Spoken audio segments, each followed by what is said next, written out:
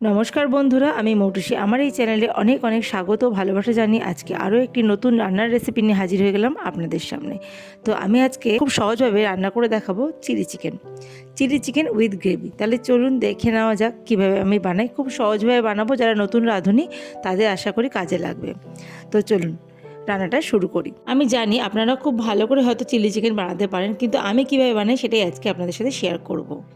তো চলুন দেখা যাক। চিলি চিকেনের জন্য আমি নিয়েছি এখানে বোনলেস কিছু চিকেনের কিউব। আমার পছন্দ মতন আমি ছোটো ছোটো করে কেটে নিয়েছি। দেখুন, দু এক টুকরো হাড় আছে, বাকি কিন্তু সবই একদম বোনলেস চিকেন। আর এখানে আমি চিকেনটাকে প্রথমে অর্ধেক লেবু দিয়ে, পাতিলেবুর রস দিয়ে ম্যারিনেট করে রাখবো।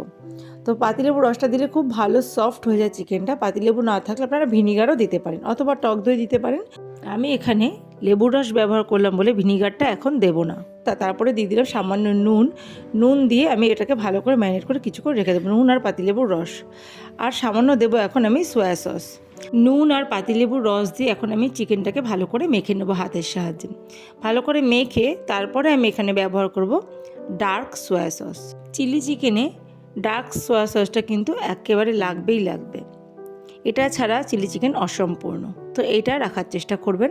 তো দিয়ে দিলাম 1 চামচ soya sauce, dark soya sauce. এটা আমার পরেও আবার লাগবে। এটা দিয়ে ভালো করে আমি একটুখানি মেখে নিলাম। তারপরে হাতের সাহায্যে ভালো করে মেখে নিচ্ছি। হাত দিয়ে যত সুন্দর মাখা হয়, চামচ দিয়ে তত সুন্দর হয় না, সেই জন্য আমি হাতের সাহায্যে ভালো করে মেখে নিলাম। তো মেখে এটা আমি আধ ঘন্টা মতো ফ্রিজে রেখে দেবো। তারপরে আমি বাকি জিনিসগুলো রেডি করব। তো দেখুন, এখানে আমি মাঝারি সাইজের 2টো পেঁয়াজ আমি কিউব করে কেটে নিয়েছি। এবার পেঁয়াজের পাপড়িগুলোকে আলাদা আলাদা করে ছাড়িয়ে নেব। চিলি চিকেন রান্না করা খুবই সহজ, ভীষণই সহজ পদ্ধতিতে আমি আপনাদের সাথে আজকে শেয়ার করব। আমি আজকে বানাবো chilli chicken with gravy. Dry chilli chicken একটা হয়, সেটা অন্য কোনো দিন শেয়ার করব। আজকে আমি chilli chicken with gravy share করব। একটা একটা করে পেঁয়াজের পাপড়ি আলাদা করে নিলাম। তো দেখুন, কাজটা খুব সহজ, তাড়াতাড়ি হয়ে যাবে, খুব একটা সময় লাগবে না। এখানে একটা বাটিতে আমি নিয়েছি কয়েকটা রসুন কোয়া আর আদা কুচোনো, আর নিয়েছি 3টে কাঁচা লঙ্কা। আর এখানে একটা বড় সাইজের ক্যাপসিকাম আমি এরকম করে কেটে নিয়েছি, মিডিয়াম করে কেটে নিয়েছি, খুব ছোটোও করিনি খুব বড়ও করিনি। আর এখানে কটা কাঁচা লঙ্কা একদম মাঝখান থেকে লম্বা লম্বা করে চিড়ে সেগুলোকে অর্ধেক করে নিয়েছি। তো এইগুলো লাগবে আমার চিলি চিকেনটা বানাতে। আর এখানে একটা বাটিতে দেখুন আদা রসুন কাঁচা লঙ্কা পেস্ট করে নিয়েছি। এবার আমি আগে থেকে ম্যারিনেট করা চিকেনটা বার করেছি ফ্রিজ থেকে আধ ঘন্টা পর। তার মধ্যে আমি আদা রসুন আর কাঁচা লঙ্কা পেস্টটা আমি দিয়ে দিলাম। এখন আমি আরও একবার আদা রসুনের পেস্টের সাহায্যে চিকেনটাকে ভালো করে ম্যারিনেশন করে নিলাম। আদা রসুন আর কাঁচা লঙ্কার পেস্ট দিলাম। আমি এখানে শুকনো লঙ্কার গুঁড়ো ব্যবহার করবো না, আপনারা চাইলে ব্যবহার করতে পারেন। আমরা ঝালটা কম খাই, সেই জন্য ঝালের পরিমাণটা আমাদের সুবিধা মতো দিয়েছি। তো আপনারা ঝাল বেশি চাইলে আরও বেশি ঝাল ব্যবহার করতে পারেন। এখানে দেখুন একটা বাটিতে আমি ময়দা নিয়েছি, একটু ময়দার প্রয়োজন। আর এখানে নিয়েছি একটা কর্নফ্লাওয়ারটা কিন্তু প্রয়োজন ভীষণ। তো আমি কোনটা কতটা পরিমাণে দেবো সেটা এক্ষুনি বলছি। আর ময়দা কর্নফ্লাওয়ার দুটোই লাগবে, সেই জন্য হাতের কাছে রাখলাম। আর যা যা হাতের কাছে লাগবে সেগুলো আমি সব হাতের কাছে গুছিয়ে নিচ্ছি। এখানে লাগবে আমার ডার্ক সয়া সস, একবার আমি চিকেন ম্যারিনেশনের সময় দিয়েছি, এটা আবারও লাগবে। আর একটা নিলাম chilli sauce, green chilli sauce যেটা, সেটা নিলাম। আর লাগবে টমেটো সস। এই সসগুলো কিন্তু চিলি চিকেনে দিতেই হবে। তো এখানে নিলাম টমেটো সস। আপনারা টমেটো পিউরিও ব্যবহার করতে পারেন, সেক্ষেত্রে টমেটো সস একটু কম লাগবে। আমি এখানে টমেটো পিউরি ব্যবহার করব না আজকে। আর নিয়েছি একটা ডিম, এটা আমার ম্যারিনেশনে লাগবে ডিমটা। তো দেখুন, এগুলো সব আমি হাতের কাছে নিয়ে নিয়েছি। আর চিকেনটা আমি আরও 1 ঘন্টা বাদে বার করলাম ফ্রিজ থেকে। আমি ম্যারিনেশন করে 1 ঘন্টা ফ্রিজে রেখে দিয়েছিলাম। এটা যতটা ম্যারিনেশন করা থাকবে তত সফট হবে আর খেতে সুন্দর লাগবে। তো এবার আমি চিকেনের মধ্যে দিয়ে দিলাম 3 টেবিল চামচ ময়দা, আর দেব 1 টেবিল চামচ কর্নফ্লাওয়ার। এটা দিয়ে ভালো করে মেখে নেব চামচের সাহায্যে। তারপরে দিয়ে দেবো এই সময় আমি একটা ডিম। আপনারা ইচ্ছে করে ডিমের সাদা অংশটাও দিতে পারেন, তবে আমি গোটা ডিমটাই দিয়ে দেবো। এবার মধ্যে ডিমটা আমি ভেঙে দেব। ডিমটা দিয়ে আবারও ভালো করে আমি চিকেনগুলো মেখে নেব। ম্যারিনেশনটা কিন্তু খুব ভালো করে করতে হবে, যাতে সমস্ত মশলা, ময়দা, কর্নফ্লাওয়ার, ডিম ভালো করে চিকেনের সাথে মেখে যায়। প্রত্যেকটা চিকেনের গায়ে যাতে সুন্দর করে মশলাগুলো মেখে যায়। তো দেখুন, আমি ভালো করে মেখে নিয়েছি, ম্যারিনেশনটা একদম রেডি। তো এইভাবেই মিনিট 10 আমি রেখে দিয়েছিলাম। তারপর এখানে কড়াইতে সাদা তেল গরম করে, তেলটা ঠিকঠাক মতন গরম হওয়ার পর আমি কিন্তু একটা একটা করে চিকেন আমি ভেজে নিচ্ছি। প্রথম লেয়ারে যে কটা প্রয়োজন আমি সব কটা চিকেন দিয়ে দেবো। তারপরে আমি দ্বিতীয় লেয়ারটা ভাজবো। এই করে আমার 3টে লেয়ারে সবকটা চিকেন ভাজা হয়ে গেছে। তো চিকেনটা আমি ভেজে নেব, খুব বেশি কড়া ভাজার দরকার নেই। পকোড়া খেলে একটু কড়া ভাজার দরকার আছে, যেহেতু আমি এটা চিলি চিকেন বানাবো পকোড়া করে, সেই জন্য খুব বেশি লাল করে ভাজার দরকার নেই। হালকা একটু কালার চলে আসলে চিকেনগুলো আমি তুলে নেব।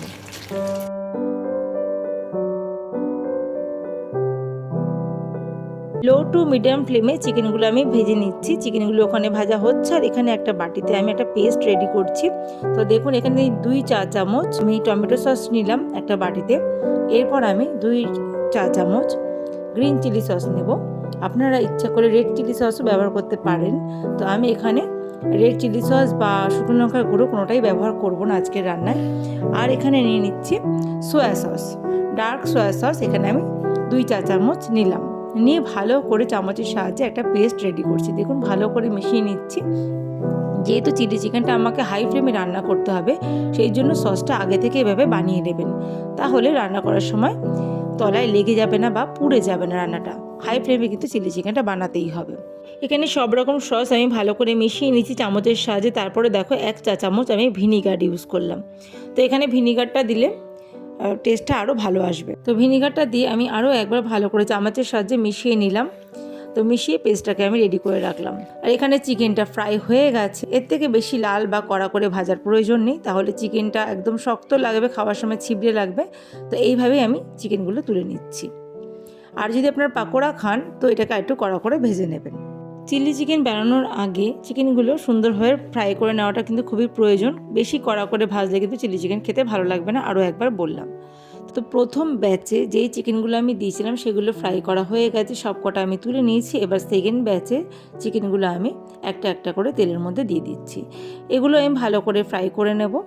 ওদিকে তো চিকেনগুলো ভাজা হচ্ছে, আর এদিকে যে সসের একটা মিক্স আমি তৈরি করে রেখেছিলাম আগে থেকে, সেই সসের মিক্সের মধ্যে তো দেখুন এখানে একটা বাটিতে যে আমি চিকেনগুলো ম্যারিনেশন করে রেখেছিলাম, সেই বাটিটার মধ্যে অনেক গ্রেভি লেগেছিল। সেগুলো একটু জল দিয়ে গুলে ভালো করে ধুয়ে পরিষ্কার করে ওইটা দিয়ে দিলাম আমি, তাহলে জিনিসটা নষ্ট হলো না। আর এখানে চিকেনগুলো আমার সব কটা ভাজা হয়ে গেছে।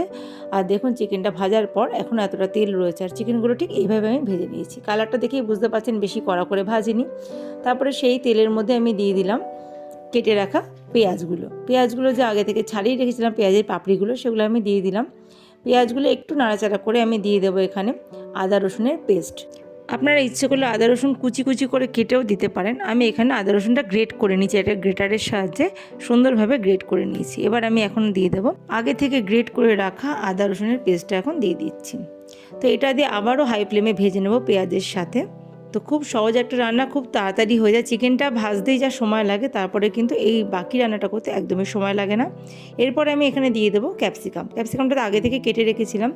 তো আপনারা ইচ্ছা মতো সাইজে এটা কাটতে পারেন, কুচি করেও দিতে পারেন, আর একটু বড় করেও কাটতে পারেন। আমি মিডিয়াম করে কেটে নিয়েছিলাম।